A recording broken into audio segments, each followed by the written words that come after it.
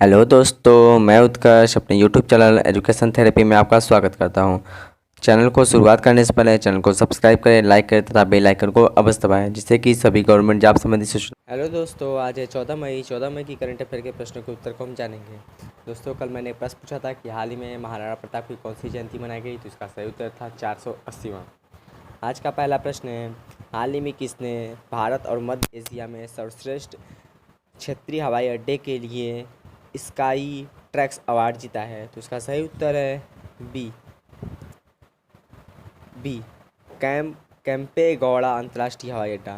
कैंपेगौड़ा अंतर्राष्ट्रीय हवाई अड्डा बेंगलुरु ने भारत और मध्य एशिया में सर्वश्रेष्ठ क्षेत्रीय हवाई अड्डे के लिए स्काई ट्रैक्स अवार्ड 2020 जीता है।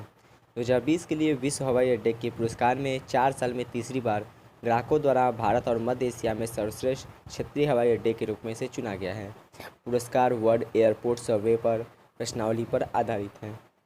अगला प्रश्न है, हाल ही में मोदी ने एक आत्मनिर्भर भारत के लिए कितने लाख रुपए करोड़ के विशेष आर्थिक पैकेज की घोषणा की है, उसका सही उत्तर है सी 20 लाख करोड़। प्रधानमंत्री नरेंद्र मोदी ने एक आत्मनिर्भर भारत के लिए 20 लाख करोड़ रुपए के विशेष आर्थिक पैकेज की घोषणा की है।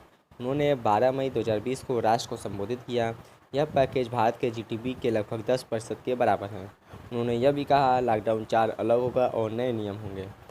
18 मई 2000 से पहले इसके बारे में सूचित किया जाएगा। अगला प्रश्न है, हाल ही में किस राज्य के तौलिया रुमाल को भौगोलिक संकेतक जीआई टैग दिया गया है, इसका सही उत्तर है ए तेलंगाना। 12 मई 2020 को झारखंड की सोहराई खोवर पेंटिंग और तेलंगाना के तौलिया रुमाल को जीआई टैग दिया गया है। झारखंड के हजारीबाग जिले में स्थानीय आदिवासी महिलाओं द्वारा सोहराई खोवर पेंटिंग बनाई जाती है। सोहराई रुमाल कपड़े में काटन लूम के साथ जटिल हस्त निर्मित कार्य शामिल है, जो 3 विशेष रंगों काले, लाल, सफ़ेद में विभिन्न प्रकार के डिजाइन और रूपांकन को प्रदर्शित करता है। तेलंगाना का राजकीय पशु है चीतल, राजकीय पक्षी है भारतीय हरोला। अगला प्रश्न है, हाल ही में एक नए शोध के अनुसार पश्चिमी घाट में मछलियों की कितनी प्रजातियां खोजी गई हैं, तो इसका सही उत्तर है बी 3। एक नए शोध के अनुसार पश्चिमी घाट में मछलियों की 3 नई प्रजाति खोजी गई हैं। बॉम्बे नेचुरल हिस्ट्री सोसाइटी सहित विभिन्न संस्थानों के वैज्ञानिकों ने फिलामेंट वॉर्प्स नामक एक मछली की प्रजाति में विविधता पाई है। फिलामेंट वॉर्प्स वर्तमान में श्रीलंका और प्रायद्वीपीय भारत की नदियों में पाए जाते हैं, जहां जीनस डाकेंसिया के तहत 9 प्रजाति पाए जाते हैं। कितने देशों में अगला प्रश्न है, कितने देशों से भारतीय को वापस लाने के लिए वंदे भारत मिशन का दूसरा चरण 16 से 22 मई तक चलाया जाएगा, तो इसका सही उत्तर है सी 31 देशों।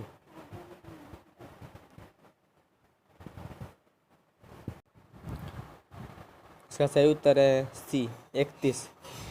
वंदे भारत मिशन का दूसरा चरण 16 से 22 मई तक लॉन्च किया जाएगा। यह 31 देशों से भारतीय को वापस लाया जाएगा। दूसरे चरण के तहत फीडर उड़ानों सहित कुल 149 उड़ानें तैनात की जाएंगी।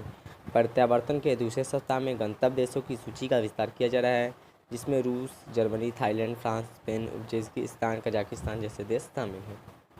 अगला प्रश्न है, कौन सा देश 2021 में फीफा अंडर-17 महिला विश्व कप का आयोजन करेगा, तो इसका सही उत्तर है बी भारत।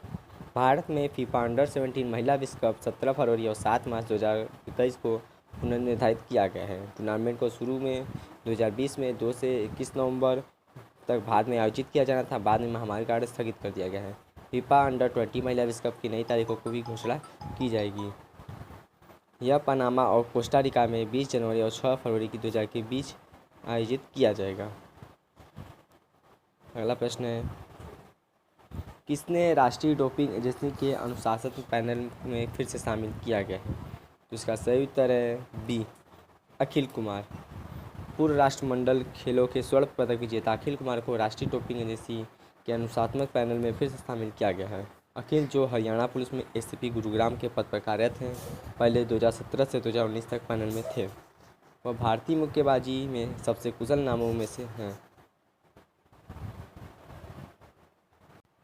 अगला प्रश्न है, निम्न में से किसने तमिलनाडु राज्य आपदा प्रबंधन प्राधिकरण को 2 करोड़ रुपए का योगदान देने का फैसला किया है, तो इसका सही उत्तर है D Samsung India. Samsung India ने तमिलनाडु